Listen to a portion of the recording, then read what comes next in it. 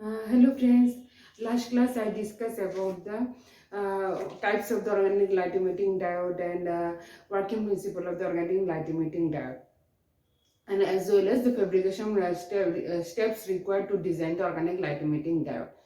So now we will discuss the last topic of the organic light emitting diode, that is important parameters to calculate the performance of the organic light emitting diode. And apart from that, what are the disadvantages, advantages of the organic light emitting diode? Right, so important parameters. If you want to decide the organic light emitting diode that is working fine or not, we have to characterize, right? So before characterization, we need some parameters. Based on this parameter, if we see this parameters are showing good results, that means our organic light emitting diode is working fine. Okay, so first parameter is there, that is internal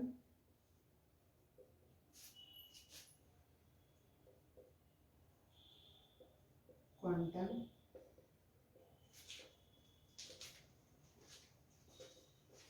efficiency. Okay, IQE.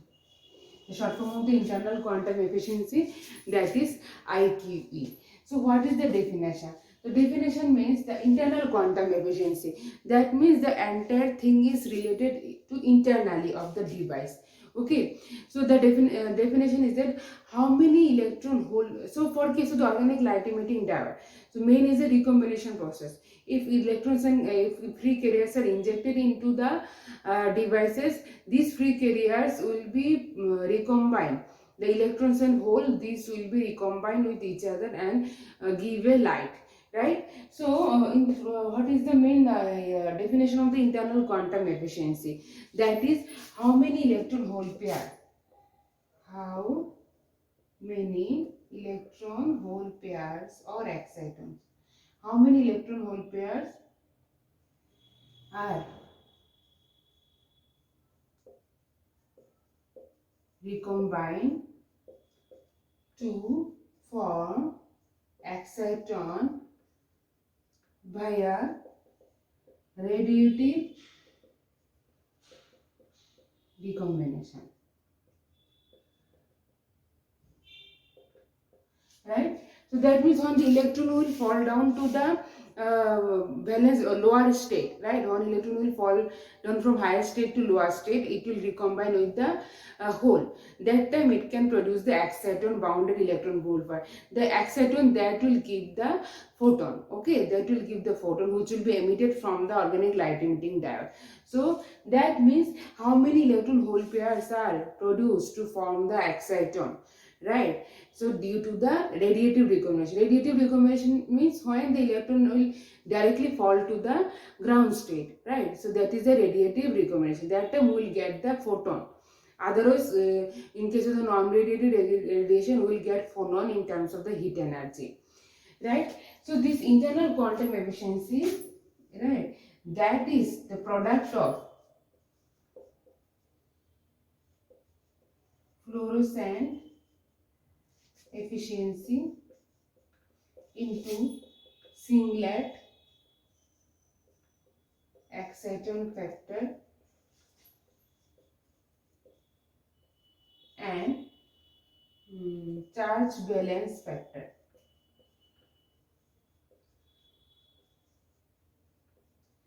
Okay, so the main principle of these two factors are almost same. One is the fluorescent efficiency. So this is the multiplication of these three terms. So if we will if only one term is more, so we will get the efficiency, right? So if any one term is less, we will get the less efficiency or less internal quantum efficiency. So fluorescent efficiency, that is mainly depending on the structure of the material and design consideration, and since how we have produced the material. Okay, entire thing, the material consideration, that is related with the fluorescent efficiency. If we choose proper material and the proper synthesis procedure, we will get the high fluorescent efficiency. Next is the singlet exciton factor and the charge balance factor. Okay, the singlet exciton factor, right? So this decides how many electron hole pairs are produced due to the radiative recombination process. Okay, So the singlet, so we have some factor, value of the factor. Okay, so this value decides how many electron hole pairs are produced due to the radiative recombination process. Okay, and charge balance factor. Charge balance factor means if this factor, okay, is less than 1, if charge balance factor is less than 1, then that decides how many electron hole pairs are produced to form exciton. Okay, how many electron hole pairs are produced to form exciton. Okay, so almost the both decides the how many electron hole pairs are produced to form exciton. So mainly the all the excitons are produced by radiative recombinations or not. So this thing mainly decided by the singlet exciton factor. Okay, and so if the balance is less than 1, that times it decides the how many electron hole pairs are produced to form the exciton. Okay, this is about the internal quantum efficiency. And if you want to increase, if some factors, if you are observing that, so you are not getting the proper internal quantum efficiency, or if the charge transport factor, that is also related, right? So if any factor, if you are getting the last efficiency, or if the charge balance factor is greater than 1, that time we cannot decide how many electron hole pairs are produced to form the exciton. So to proper charge transport and for getting the higher internal quantum efficiency, we have to insert additional charge transport layer. We have to insert the additional charge transport layer so that the electron hole can efficiently inject into the device, and which can produce the high efficiency. That means if we are getting the high production efficiency and the proper singlet exciton factor and charge balance factor, so then we can understand that, so whatever electron hole pairs are injected, all the electron hole pairs are produced or not in the form of the exciton. Okay, this is the internal quantum efficiency. Next is the, so that means the internal quantum efficiency, that means normally that related whether all the electron hole pairs are formed or not. Okay, that is divided how many numbers of electron hole pairs are produced. That thing only decides by the internal quantum efficiency. Okay, next is the external quantum efficiency. And that internal quantum efficiency means how many electron hole pairs are mainly produced due to the radiative recombination. Okay, and external quantum efficiency. So next is the external quantum efficiency. Okay, so external, that is related with the external, right? So if we apply the bias, if we apply the forward bias, so after that the electron hole pairs will be injected from the outside of the device, or our electrode, from the electrodes, right? So that means the external quantum efficiency, that is the ratio between okay, total number of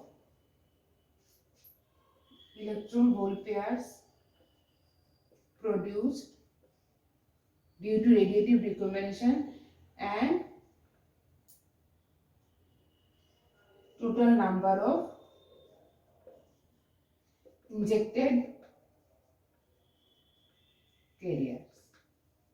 Okay, so internal quantum efficiency, that is only related to the radiative recombination. So due to the radiative recombination, how many electron hole pairs are produced to form the exciton. But in case of the external quantum efficiency, in this case, so suppose 100 number of electrons are injected into the device. Okay, so due to some other factors, so sometimes will not 100 number of exciton will not produce. Okay, so some exciton will be some free carriers will be associated with the non-radiative recombination.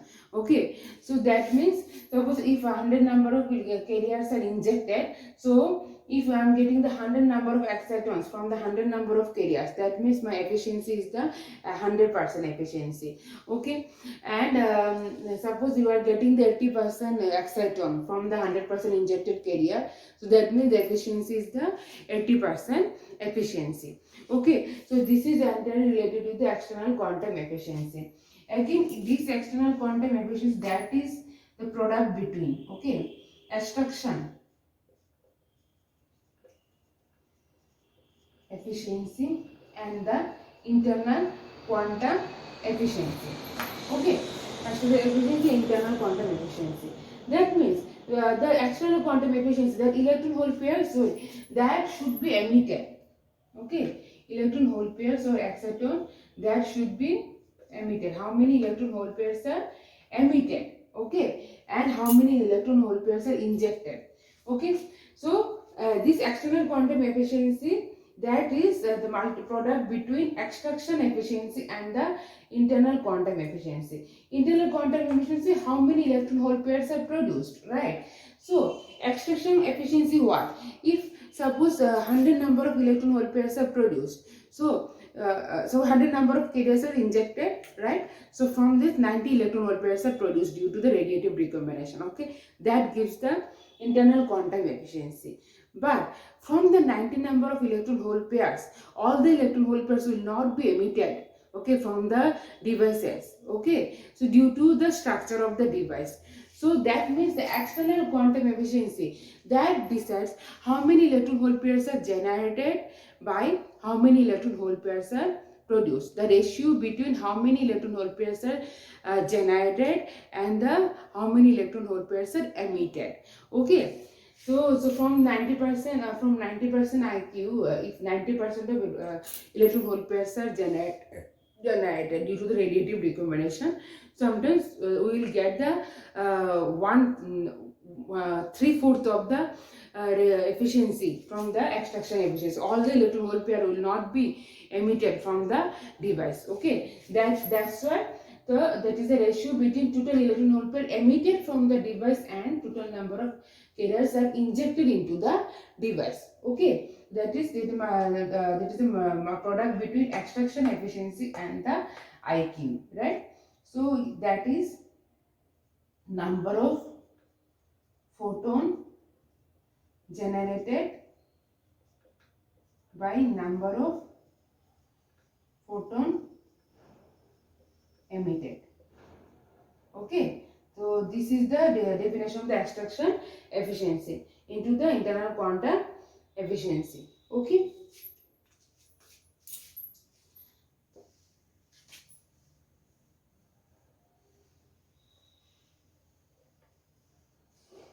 So for getting that, now for getting the proper efficiency, I have to change the structure, everything. Next is the outcoupling efficiency. So outcoupling efficiency, that is also related with the similar to the EQE. Okay, external quantum efficiency. So outcoupling efficiency is how many number of electrons electron hole pairs are emitted, so leaving out from the device. Okay, that is normally similar to the electron external quantum efficiency. The external quantum efficiency, that gives the ratio, right? So that means how many electron pairs emitted. So it is the outcoupling efficiency, that is almost like the external quantum efficiency. So, why I told that how many number of electron hole pairs are leaving out from the device. Okay, so if one device is there, okay, multi-layer device. So suppose electron hole pair, this is from in that layer. Okay, but this has to propagate and emitted towards through this layer. Okay, this is the ITO layer, suppose. But during this transmission, so sometimes the exciton confine the interface of active layer and the electrode. Okay, and due to the internal reflection. Due to the internal reflection, that means the entire thing, outcoupling efficiency, that entire thing is depending on the reflective index of the active layer and the electron. Reflective index of the active layer and electrodes. Okay, so this exciton that will not penetrate through the IQE layer or transparent anode. Okay, this will be confined due to the internal reflection or due to the reflective index of the active layer and the electrodes. So hence the will not get entire electron hole pair at the output side. Okay, that is the outcoupling efficiency.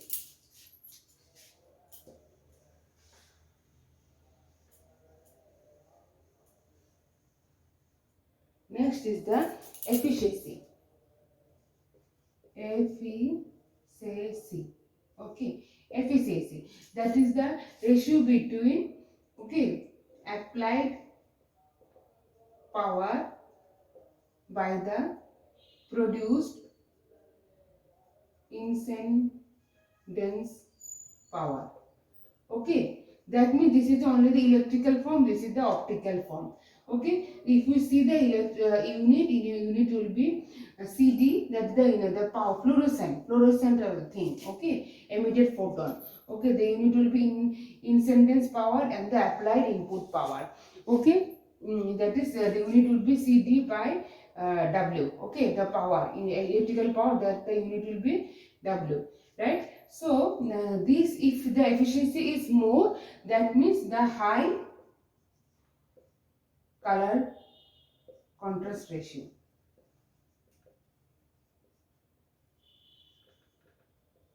So this is the ratio between the output power that is in the form of the luminescence, right, and the input electrical power. This is between these things. If it is more, if this one is more and this one is less, that means the high color contrast ratio, that gives the efficiency. Last one is the lifetime of the organic light emitting diode. Lifetime of the organic light emitting diode. Okay, this is the last parameter of the organic light emitting diode. Lifetime. Lifetime is number of hours in which degradation of the device performance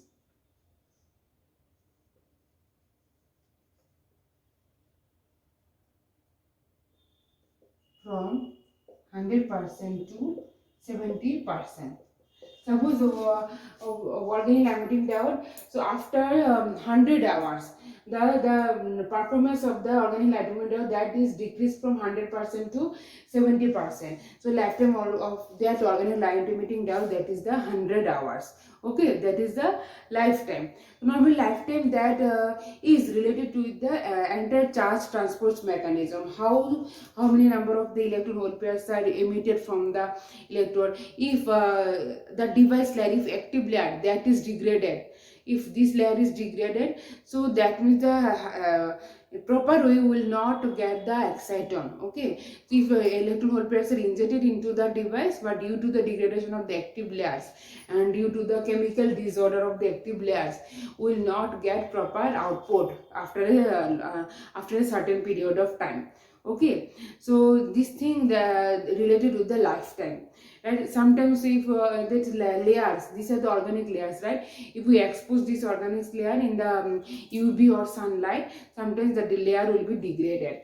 Okay, the structure, type of the structure, suppose if we design organ laboratory in a certain way, so the device will be give high performance of for a long period of time, right? So this thing related to the lifetime. Again, lifetime, that is also divided into two parts: operational lifetime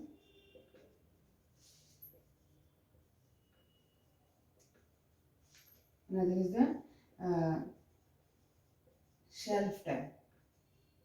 Okay, operational lifetime means that is the number of hours. Okay, number of hours in which device, same thing, the degradation of the performance, the device performance degraded. Okay, over a period, the number of hours over which the device performance degraded. Okay, degraded after applying the constant current supply. Though you are applying the constant power supply, still the device performance is degrading. Okay, after a certain time. Okay, that time is the operational lifetime. Okay, and the self lifetime. Self time is, that means the how long the device can show the same performance. That is the self time, how long the device can show the same performance. That is called the shelf life. Or operation lifetime means, so by applying the constant power supply, how long the device cannot be degrading. Okay, that is the operational lifetime. Okay, so that main thing is related with the lifetime only. We can divide the lifetime in two parts, right? So entire thing is within the material structure, type of the material. So if we expose the material in the different environment, so this can be change the device performance. Chemical disorder, improper metallic electrode. If we choose the improper metallic electrode, suppose gold is the after putting the one electrode, suppose the silver, aluminum. Okay, so if you only put aluminum as a cathode, sometimes it will react with the environment, right? It will react with the oxygen, so the metallic layer will be degraded, so we cannot get the proper performance, right? So after putting the aluminum layer, we can put gold layer. Okay, it is not easily react with the environment, right? So if we choose the proper metallic electrode, improper metallic electrode, so the device performance will be degraded automatically, so that the lifetime will be reduced, right? So these are the factors. We have to consider these factors when we consider the lifetime. Okay, these are the parameters. Now I want to discuss point out some advantages and disadvantages of the organic light emitting diode. So advantages are, so the organic light emitting diode, there are the different fabrication techniques I discussed on the last class. Okay, so main is the, if we design organic light emitting diode by using the spin coating technique, that is a very simple process. Okay, so this is a very simple way we can design the organic light emitting diode as compared to the other inorganic and the LCD, right?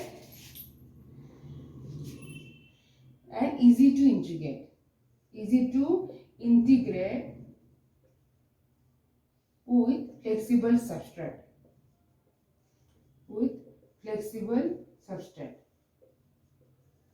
and the entire design that is very cheaper. Okay, last is the, so for LCD we need backlight, so backlight is not required if we design any OLED based display system, right? These are the advantages. Now come to the disadvantage. First one is the lifetime issue. So here I told that, so lifetime issue is the main important. Lifetime issue for some cases, not all cases. Okay. Second is the high power consumption. Sometimes it needs high power consumptions. Okay. Third one is the exposure to UV. Sometimes if we expose the device under the UV, it will degrade its performance, right? It's a lifetime issue in some cases. If it is some OLED cannot show the long lifetime. Okay, and the high power consumption. These are the disadvantages. So if you will not consider, if you design in organic light emitting diode, and that can low power consumption, that can show low power consumption and long lifetime, same diode has an advantage for simple technique, fabrication technique, cheaper and easy to integrate, and no backlight is required. So overall, the organic light emitting diode is far better than the LCD and the other inorganic light emitting diode. If we optimize the lifetime problem, so it will be more familiar with the market, right? So this is about the organic light emitting diode. So next class I will start with the organic photodetector and its various phases I will discuss on the next class.